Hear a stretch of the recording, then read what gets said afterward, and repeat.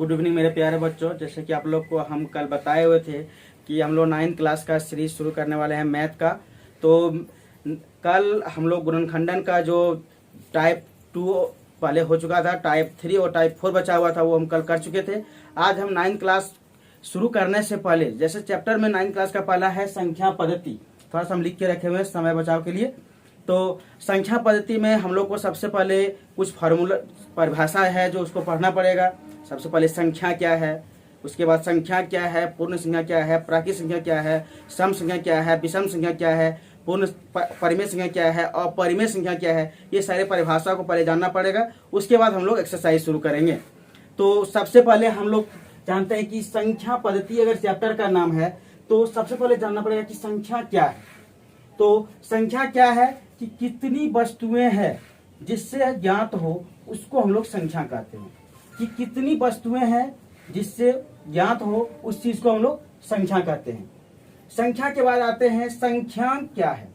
जिस संख्या से किसी वस्तु को सूचित किया जाता है, जिस संख्या से किसी वस्तु को सूचित किया जाता है उसे संख्या कहते हैं। जैसे 1 2 3 4 ये चलता ही रहता है, ये अनंत तक जाता है। उसके बाद हम लोग आते हैं प्राकृत संख्या। प्राकृत संख्या क्या है कि गिनती की सारी संख्या प्राकृत संख्या कहलाती है। गिनती की सारी संख्या प्राकृत संख्या कहलाती है। जैसे 1 2 3 4 5 6 डॉट डॉट डॉट ये। अब इसमें आता है कि हम लोग सब कोई बोल देता है कि जीरो मेरा जो है प्राकृत संख्या है। नहीं, क्योंकि गिनती में वो शामिल नहीं है। किसी भी चीज को हम लोग गिनती शुरू अगर करते हैं तो क्या जीरो से करते हैं? नहीं, हम लोग कहाँ शुरू करते हैं? 1 से शुरू करते हैं। इसलिए गिनती की सारी संख्या क्या कहलाता है? प्राकृत संख्या कहलाता है। तो आप लोग इस चीज को पहले नोट कर लीजिए, उसके बाद हम फिर आगे चलेंगे।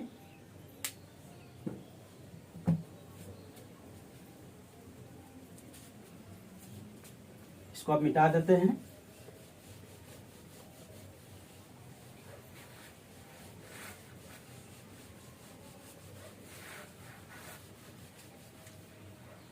प्राकृत संख्या के बाद आते हैं पूर्ण संख्या। पूर्ण संख्या। पूर्ण संख्या क्या है? पूर्ण संख्या क्या है? गिनती के समूह में, गिनती के समूह में जीरो को शामिल करने से पूर्ण संख्या का समूह बन जाता है। जैसे हम लोग गिनती कहाँ से करते हैं? 1 2 3 4 5 ये करते हैं। उसमें हम बोले हैं कि उस समूह में जीरो को, फर्स्ट में अगर जीरो को शामिल कर देंगे तो वो मेरा पूर्ण संख्या का समूह बन जाता है। इसमें 2-4 क्वेश्चन छोटा छोटा पूछा जाता है। जैसे पहला क्वेश्चन है कि सबसे छोटी पूर्ण संख्या क्या है? तो इसका आंसर होता है 0, क्योंकि सबसे छोटा कौन है पूर्ण संख्या? मेरा 0। अगला क्वेश्चन इसी में रहता है सबसे बड़ी पूर्ण संख्या क्या है? तो इसका आंसर आता है मेरा इन्फिनिटी, यानी कि अनंत। इसका अंत नहीं हुआ है। अगला क्वेश्चन है सबसे छोटी प्राकृत संख्या क्या है? तो आंसर आता इसका है, हम बताए थे प्राकृत संख्या कहाँ से शुरू होती है? 1 से। तो इसको पहले आप नोट कर लीजिए, उसके बाद फिर हम आगे बढ़ते हैं।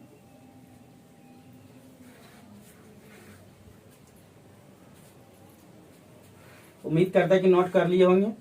आगे बढ़ते हैं।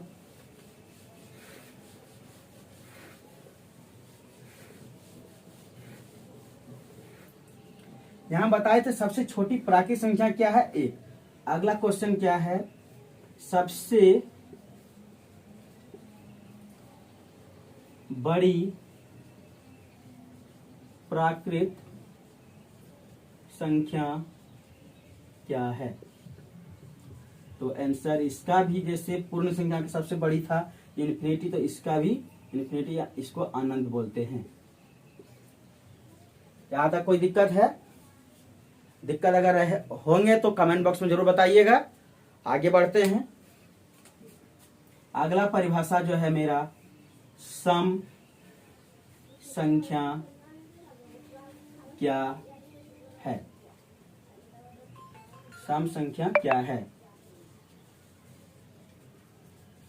वैसी संख्या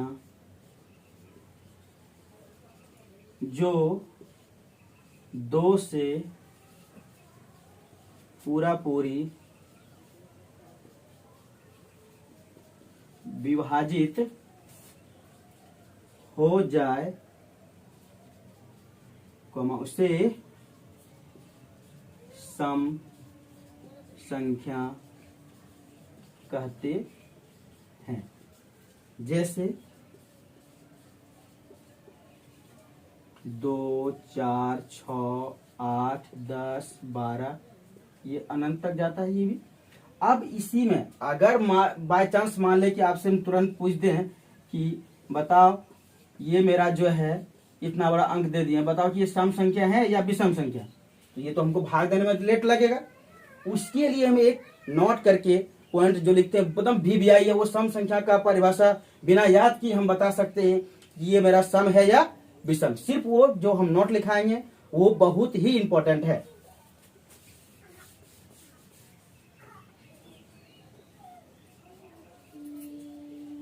ये एकदम VVI है ये। अगर किसी संख्या के इकाई अंक 0, 2, 4, 6 या 8 रहे तो उस संख्या को सम संख्या कहते हैं। अब एग्जाम्पल हम वो जो बड़ा वाला लिए थे, हम देखें कि वही ला एग्जाम्पल ले लेते हैं। यहाँ हम देख रहे हैं कि इसका इकाई अंक यही है मेरा इकाई अंक। इकाई अंक बराबर कितना दिया हुआ है, 8। तो हम बोले हैं कि अगर किसी संख्या के इकाई अंक 0, 2, 4, 6 या 8 रहे तो उस संख्या को सम संख्या कहते हैं। मेरा यहाँ देखिए कि कितना बड़ा हमको दे दिया है डिजिट, तो उसका हम इकाई अंक सिर्फ देखेंगे। क्यों मेरा कितना दिया हुआ है, 8। अगर मेरा यहाँ 0, 2, 4, 6 या 8 कोई भी रहता तो वो मेरा यह संख्या पूरा, इसको आप क्या बोलेंगे, यह एक सम संख्या है। कोई दिक्कत है आप लोग को?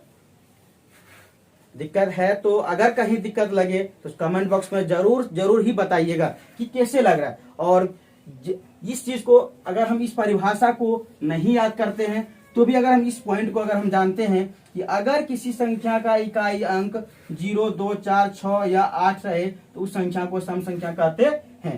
तब ये बिना इसको याद किए हम इसमें बता सकते हैं कि मेरा ये सम संख्या है या विषम संख्या है। अब इसको आप लोग नोट कर लीजिए, तब तक हम फिर आगे से चलते हैं।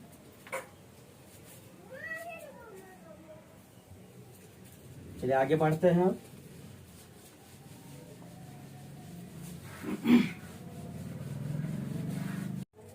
तो चलिए अब चलते हैं विषम संख्या। विषम संख्या क्या है? वैसी संख्या जो 2 से पूरा पूरी विभाजित न हो उसे हम लोग विषम संख्या कहते हैं। जैसे 1, 3, 5, 7, 9, 11, 13 ये परिभाषा है। अगर हम इसमें भी एक नोट पॉइंट, यही मेरा VVI है, ये नोट पॉइंट बहुत ही इंपॉर्टेंट है। अगर किसी संख्या के इकाई अंक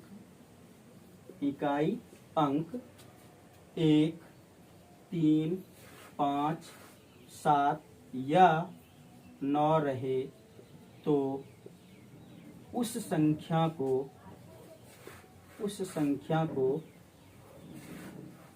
विषम संख्या कहते हैं। इससे क्या है कि हम कितना बड़ा अंक ले लेते हैं, 4, 6, 9 कुछ भी लिख देते हैं यहाँ। तो हम देख रहे हैं कि इसका इकाई अंक, ये मेरा क्या है, इकाई अंक। इकाई अंक देखे मेरा कितना दिया हुआ है, 7। तो जब इकाई अंक 7 है, हम बोले हैं 1, 3, 5, 7 या 9, इस सब में से कोई भी यहाँ रहेगा तो वो मेरा विषम संख्या कहला जाएगा, ये पूरा अंक। तो इसको हम क्या बोल सकते हैं कि यह एक विषम संख्या है।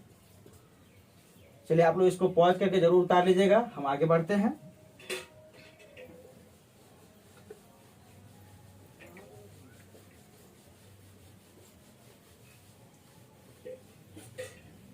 अगला परिभाषा हम जो लिखाने वाले हैं वो मेरा है भाज्य संख्या क्या है। वैसी संख्या जो कम से कम 3 संख्याओं से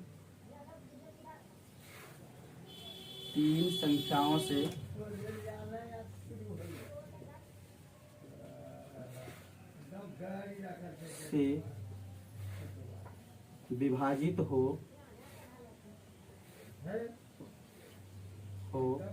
कॉमा उस संख्या को भाज्य संख्या कहते हैं। जैसे 4, 6, 8, 9, 10 ये चलता ही रहता है। जैसे हम बताएं कि कम से कम 3 संख्या से, अगर हम 4 ही लेते हैं तो मेरा 1 से विभाज्य है, 2 से विभाज्य है, 4 से विभाज्य है। 8 अगर लेते हैं तो 1 से, 2 से, 4 से, 8 से, कम से कम हम बोले हैं कितना, 3 संख्या से विभाज्य होना चाहिए। उस संख्या को हम लोग भाज्य संख्या कहते हैं। अगला है अभाज्य संख्या क्या है। अभाज्य संख्या क्या है। वैसी संख्या जो एक और स्वयं अपनी संख्या से विभाजित हो उसे अभाज्य संख्या कहते हैं। जैसे 2, 3, 5, 7, 11, 13, 17, 19, 23 ये चलता रहता। अब हम लेते हैं 2, क्योंकि 2 हम बताए हैं। 2 मेरा हम क्या बोले कि वैसी संख्या जो एक और स्वयं अपनी ही संख्या से विभाजित।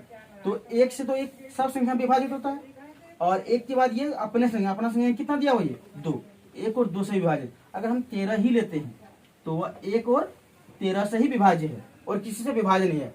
तो इस संख्या को हम लोग अभाज्य संख्या कहते